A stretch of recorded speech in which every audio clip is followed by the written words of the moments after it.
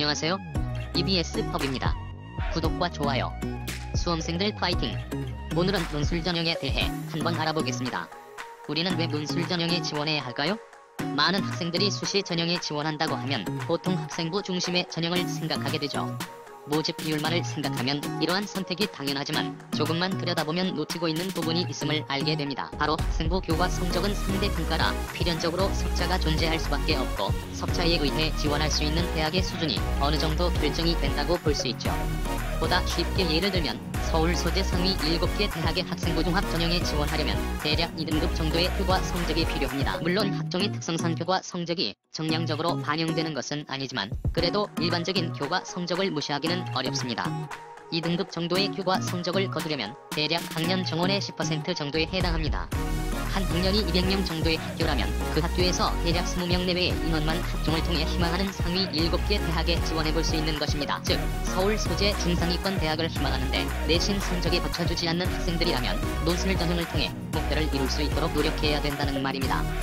수시에서는 학생부 이외의 전형인 논술에 주목해야 하고 수능을 통한 정시 전형에도 관심을 기울여야 합니다. 논술 전형의 모집 인원은 해마다 조금씩 줄어들고 있습니다. 2019 대입을 제외하면 최근 몇 년간 지속적으로 모집 인원이 감소하고 있습니다. 특히 2020 대입에서는 서울 소재 15개 대학 정시 모집 인원의 확대와 맞물려 감소폭이 좀 더 크다고 할 수 있습니다. 모집 인원이 전년 대비 1164명이 감소되었습니다. 비록 감소폭이 큰 것은 사실이지만 아직도 정원 내 기준으로 전형별 모집 비율을 비교해보면 의미 있는 전형임에는 틀림없습니다.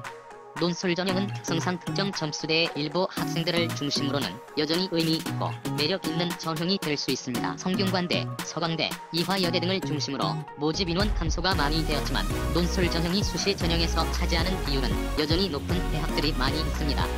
한국기술교육대, 한국항공대, 한양대 에리커, 연세대 원주 등의 대학은 30% 이상을 논술 전형으로 선발하고 있으므로 그 중요성을 간과해서는 안 되는 점 기억하세요. 그렇다면 누가 논술 전형에 지원해야 할까요?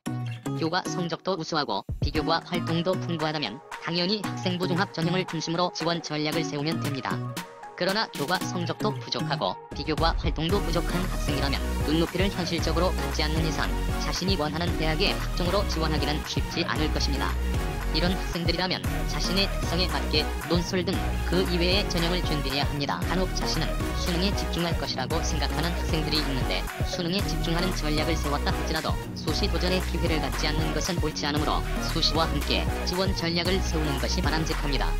이런 성향의 학생들 중에서 모의고사 성적이 3등급 이상 안정적으로 나오는 학생들이라면 논술 전형에 관심을 갖는 것이 필요합니다. 수능에 집중하는 전략은 겉으로는 괜찮은 듯 보이지만 수능일 하루로 모든 것이 결정된다는 점을 생각한다면 아무래도 위험 부담이 클 수밖에 없어요.